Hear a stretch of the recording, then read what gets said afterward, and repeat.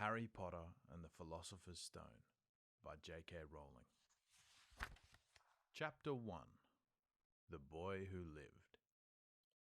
Mr. and Mrs. Dursley of number 4 Privet Drive were proud to say that they were perfectly normal, thank you very much.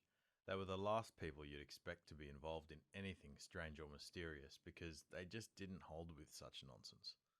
Mr. Dursley was the director of a firm called Grunnings, which made drills. He was a big, beefy man with hardly any neck, although he did have a very large moustache. Mrs. Dursley was thin and blonde and had nearly twice the usual amount of neck, which came in very useful as she spent so much of her time craning over garden fences spying on the neighbours. The Dursleys had a small son called Dudley, and in their opinion there was no finer boy anywhere. The Dursleys had everything they wanted, but they also had a secret, and their greatest fear was that somebody would discover it. They didn't think they could bear it if anyone found out about the Potters. Mrs. Potter was Mrs. Dursley's sister, but they hadn't met for several years. In fact, Mrs. Dursley pretended she didn't have a sister because her sister and her good-for-nothing husband was as un-Dursleyish as it was possible to be. The Dursleys shuddered to think what the neighbours would say if the Potters arrived in the street. The Dursleys knew that the Potters had a small son too, but they had never even seen him. This boy was another good reason for keeping the Potters away. They didn't want Dudley mixing with a child like that. When Mr. and Mrs. Dursley woke up on the dull grey Tuesday our story starts, there was nothing about the cloudy sky outside to suggest that strange and mysterious things would soon be happening all over the country. Mr. Dursley hummed as he picked out his most boring tie for work, and Mrs. Dursley gossiped away happily as she wrestled a screaming Dudley into his high chair. None of them noticed a large tawny owl flutter past the window. At 8:30, Mr. Dursley picked up his briefcase, pecked Mrs. Dursley on the cheek, and tried to kiss Dudley goodbye, but missed because Dudley was now having a tantrum and throwing his cereal at the walls. "Little tyke," chortled Mr. Dursley as he left the house. He got into his car and backed out of number 4's drive. It was on the corner of the street that he noticed the first sign of something peculiar, a cat reading a map. For a second, Mr. Dursley didn't realise what he had seen. Then he jerked his head around to look again. There was the tabby cat standing on the corner of Privet Drive, but there wasn't a map in sight. What could he have been thinking of? It must have been a trick of the light. Mr. Dursley blinked and stared at the cat. It stared back. As Mr. Dursley drove around the corner and up the road, he watched the cat in his mirror. It was now reading the sign that said Privet Drive. Looking at the sign. Cats couldn't read maps or signs. Mr. Dursley gave himself a little shake and put the cat out of his mind. As he drove towards town, he thought of nothing except a large order of drills he was hoping to get that day. But on the edge of town, drills were driven out of his mind by something else. As he sat in the usual morning traffic, he couldn't help noticing that there seemed to be a lot of strangely dressed people about. People in cloaks. Mr. Dursley couldn't bear people who dressed in funny clothes. The get-ups you saw on young people. He supposed this was some stupid new fashion. He drummed his fingers on the steering wheel, and his eyes fell on a huddle of those weirdos standing quite close by. They were whispering excitedly together. Mr. Dursley was enraged to see that a couple of them weren't young at all. Why, that man had to be older than he was, and wearing an emerald green cloak. The nerve of him! But then it struck Mr. Dursley that this was probably some silly stunt. These people were obviously collecting for something. Yes, that would be it. The traffic moved on, and a few minutes later, Mr. Dursley arrived in the Grunnings car park, his mind back on drills. Mr. Dursley always sat with his back to the window in his office on the 9th floor. If he hadn't, he might have found it harder to concentrate on drills that morning. He didn't see the owls swooping past in broad daylight, though the people down in the street did. They pointed and gazed, open-mouthed, as owl after owl sped overhead. Most of them had never seen an owl, even at night time. Mr. Dursley, however, had a perfectly normal, owl-free morning.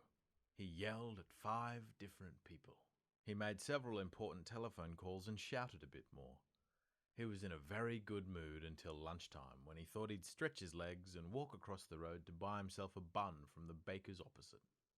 He'd forgotten all about the people in cloaks until he passed a group of them next to the baker's. He eyed them angrily as he passed. He didn't know why, but they made him uneasy. This lot were whispering excitedly too, and he couldn't see a single collecting tin. It was on his way back past them, clutching a large doughnut in a bag, that he caught a few words of what they were saying. The Potters. That's right. That's what I heard. Yes, their son, Harry. Mr. Dursley stopped dead. Fear flooded him. He looked back at the whisperers, as if he wanted to say something to them, but thought better of it. He dashed back across the road, hurried up to his office, snapped at his secretary not to disturb him, seized his telephone, and had almost finished dialing his home number when he changed his mind. He put the receiver back down and stroked his moustache, thinking, no, he was being stupid. Potter wasn't such an unusual name. He was sure that there were lots of people called Potter who had a son called Harry. Come to think of it, he wasn't even sure whether his nephew was called Harry. He'd never even seen the boy. It might have been Harvey or Harold. There was no point in worrying Mrs. Dursley. She always got so upset at any mention of her sister. He didn't blame her, if he'd had a sister like that. But all the same, those people in cloaks.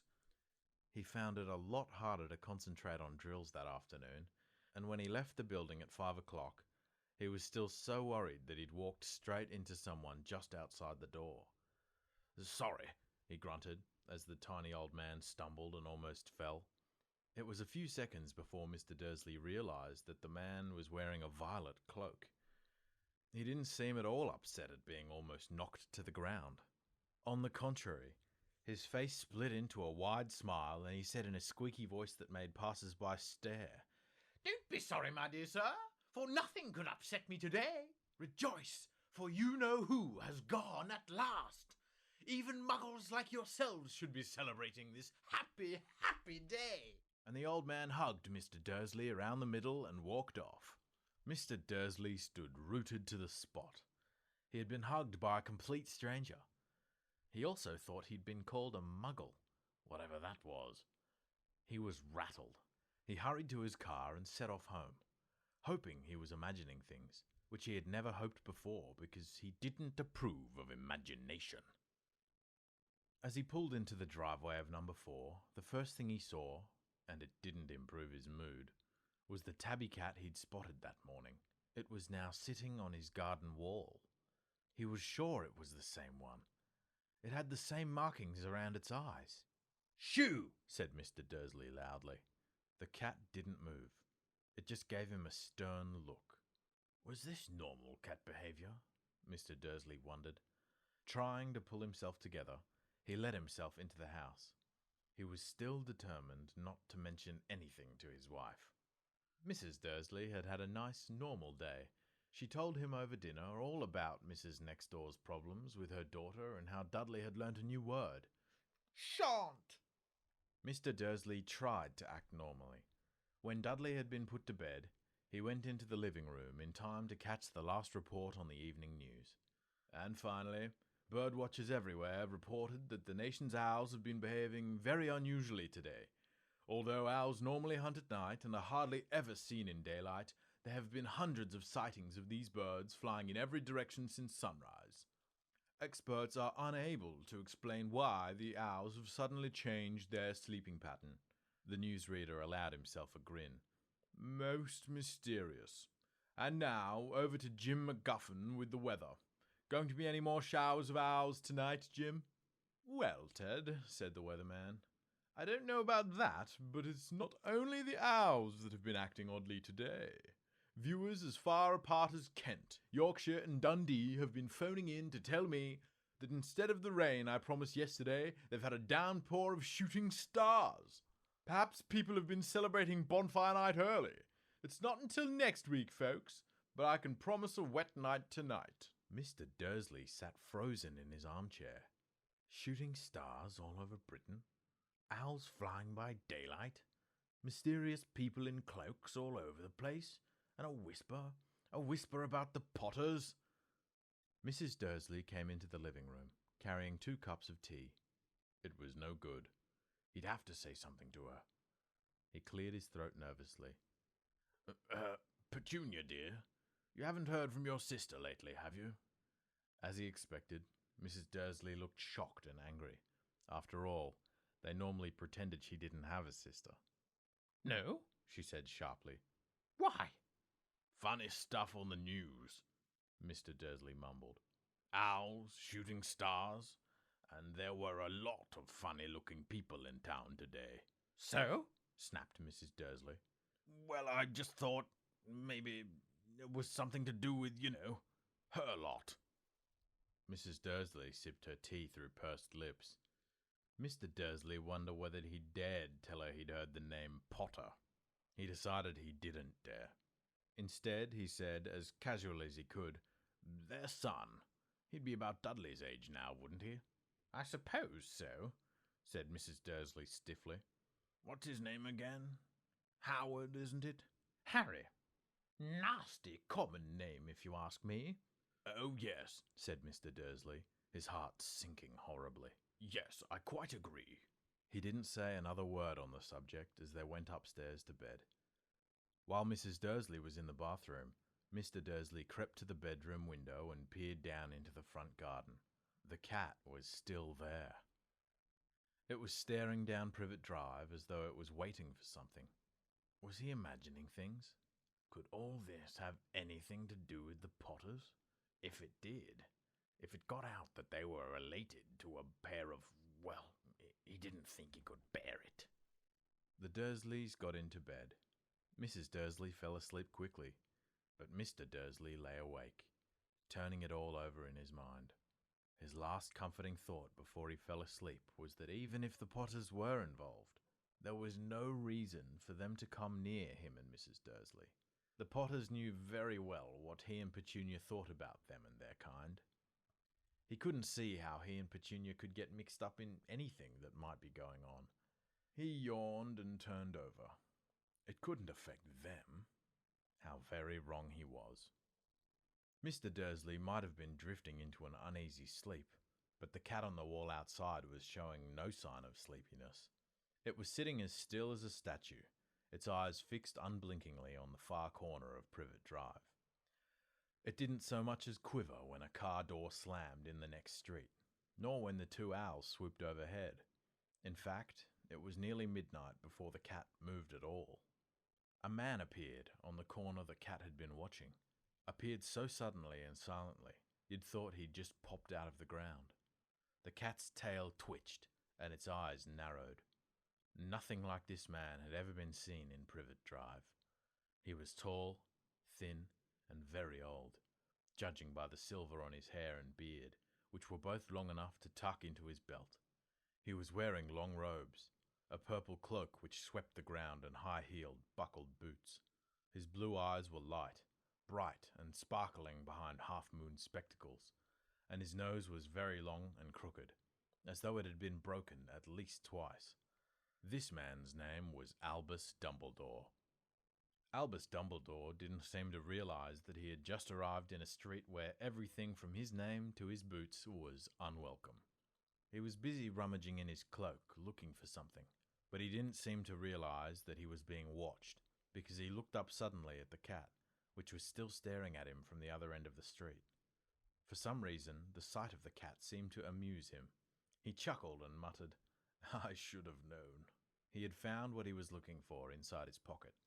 It seemed to be a silver cigarette lighter. He flicked it open, held it up in the air, and clicked it. The nearest street lamp went out with a little pop. He clicked it again. The next lamp flickered into darkness. 12 times he clicked the put-outer, until only the lights left in the whole street were 2 tiny pinpricks in the distance, which were the eyes of the cat watching him. If anyone looked out of their window now, even beady-eyed Mrs. Dursley, they wouldn't be able to see anything that was happening down on the pavement. Dumbledore slipped the put-outer back inside his cloak and set off down the street towards number 4, where he sat down on the wall next to the cat. He didn't look at it, but after a moment he spoke to it. "Fancy seeing you here, Professor McGonagall." He turned to smile at the tabby, but it had gone. Instead, he was smiling at a rather severe-looking woman, who was wearing square glasses exactly the shape of the markings that the cat had had around its eyes. She, too, was wearing a cloak, an emerald one. Her black hair was drawn into a tight bun. She looked distinctly ruffled. "How did you know it was me?" she asked. "My dear Professor, I've never seen a cat sit so stiffly." "You'd be stiff if you'd been sitting on a brick wall all day," said Professor McGonagall. "All day? When you could have been celebrating? I must have passed a dozen feasts and parties on my way here." Professor McGonagall sniffed angrily. "Oh, yes, everyone's celebrating all right," she said impatiently.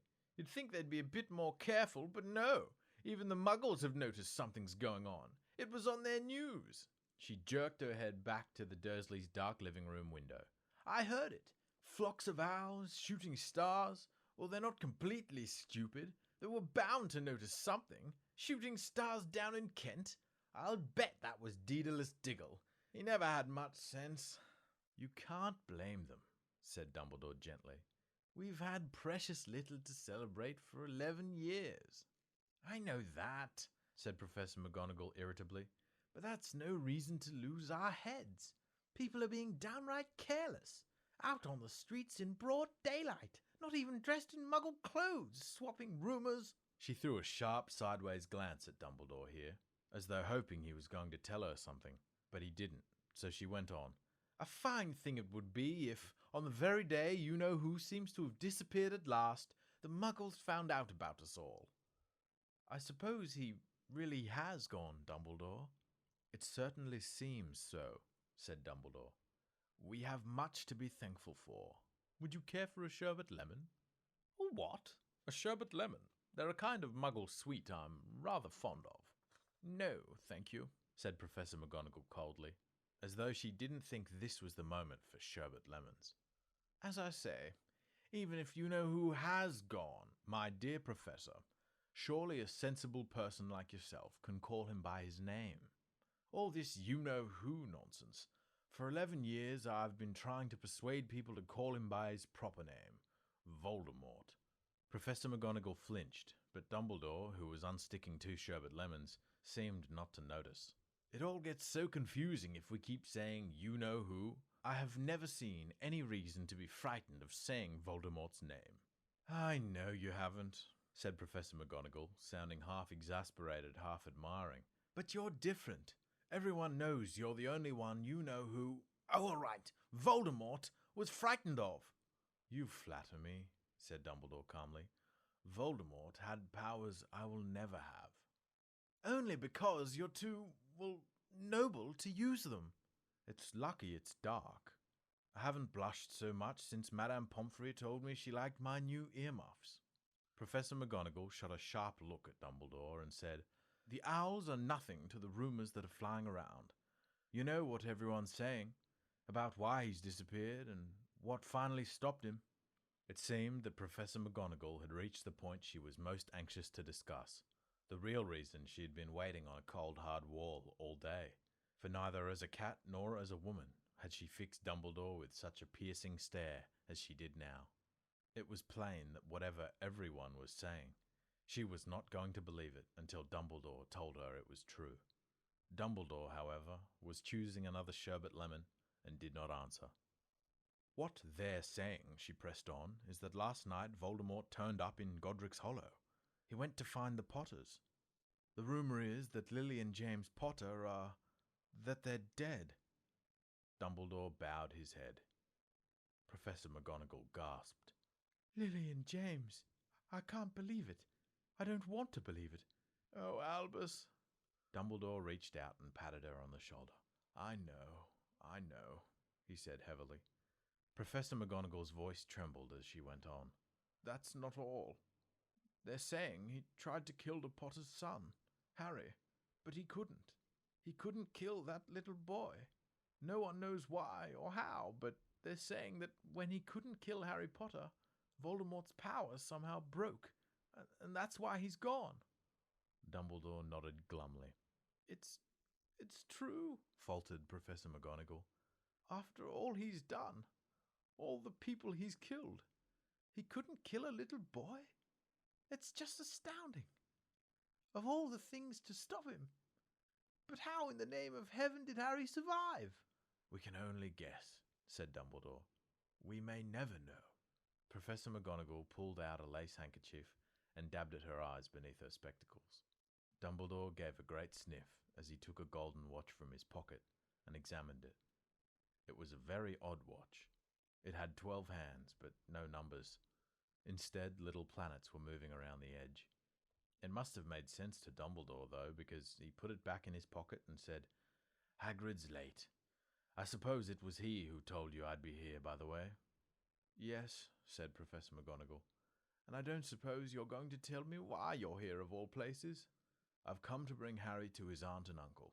They're the only family he has left now. You don't mean... You can't mean the people who live here, cried Professor McGonagall, jumping to her feet and pointing at number 4. Dumbledore, you can't! I've been watching them all day. You couldn't find two people who are less like us. And they've got this son. I saw him kicking his mother all the way up the street, screaming for sweets. Harry Potter, come and live here! It's the best place for him, said Dumbledore firmly. His aunt and uncle will be able to explain everything to him when he's older. I've written them a letter. A letter?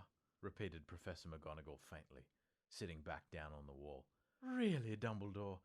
You think you can explain all this in a letter? These people will never understand him. He'll be famous. A legend. I wouldn't be surprised if today was known as Harry Potter Day in future. There will be books written about Harry. Every child in our world will know his name. Exactly, said Dumbledore, looking very seriously over the top of his half-moon glasses. It would be enough to turn any boy's head. Famous before he can walk and talk. Famous for something he won't even remember. Can't you see how much better off he'll be, growing up away from all that and until he's ready to take it? Professor McGonagall opened her mouth, changed her mind, swallowed, and then said, Yes, you're right, of course. But how is the boy getting here, Dumbledore? She eyed his cloak suddenly as though he thought he might be hiding Harry underneath it. Hagrid's bringing him.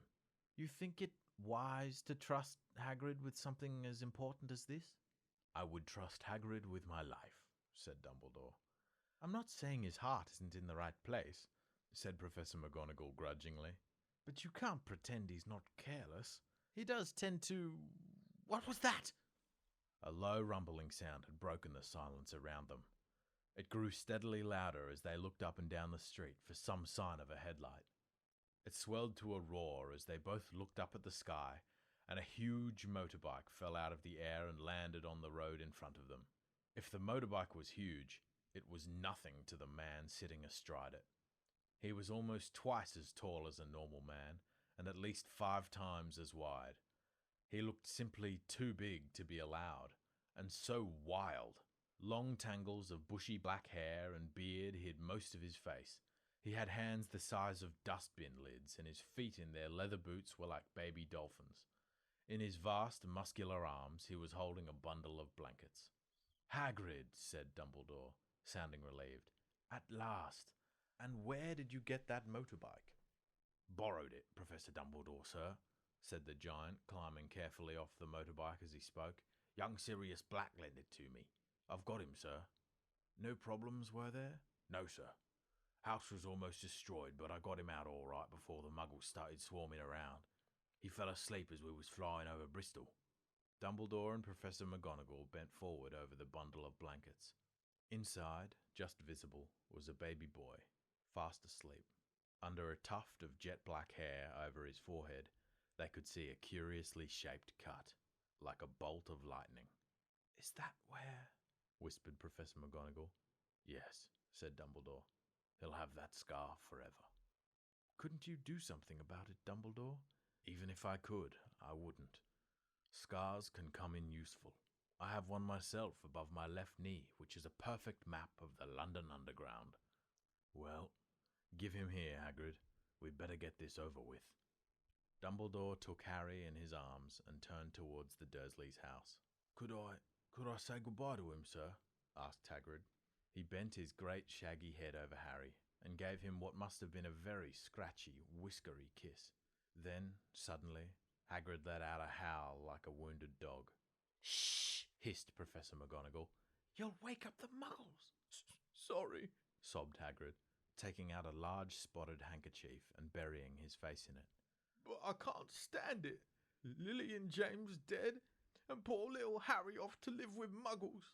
Yes, it's all very sad, but get a grip on yourself, Hagrid, or we'll be found, Professor McGonagall whispered, patting Hagrid gingerly on the arm as Dumbledore stepped over the low garden wall and walked to the front door. He laid Harry gently on the doorstep, took a letter out of his cloak, tucked it inside Harry's blankets, and then came back to the other two. For a full minute, the three of them stood and looked at the little bundle. Hagrid's shoulders shook. Professor McGonagall blinked furiously, and the twinkling light that usually shone from Dumbledore's eyes seemed to have gone out. Well, said Dumbledore finally, that's that. We've no business staying here. We may as well go and join the celebrations. Yeah, said Hagrid in a very muffled voice. I'll be taking Sirius's bike back. Good night, Professor McGonagall. Professor Dumbledore, sir. Wiping his streaming eyes on his jacket sleeve, Hagrid swung himself onto the motorbike and kicked the engine into life. With a roar it rose into the air and off into the night. I shall see you soon, I expect, Professor McGonagall, said Dumbledore, nodding to her. Professor McGonagall blew her nose in reply. Dumbledore turned and walked back down the street. On the corner, he stopped and took out the silver put-outer. He clicked it once, and 12 balls of light sped back to their street lamps, so that Privet Drive glowed suddenly orange, and he could make out a tabby cat slinking around the corner at the other end of the street.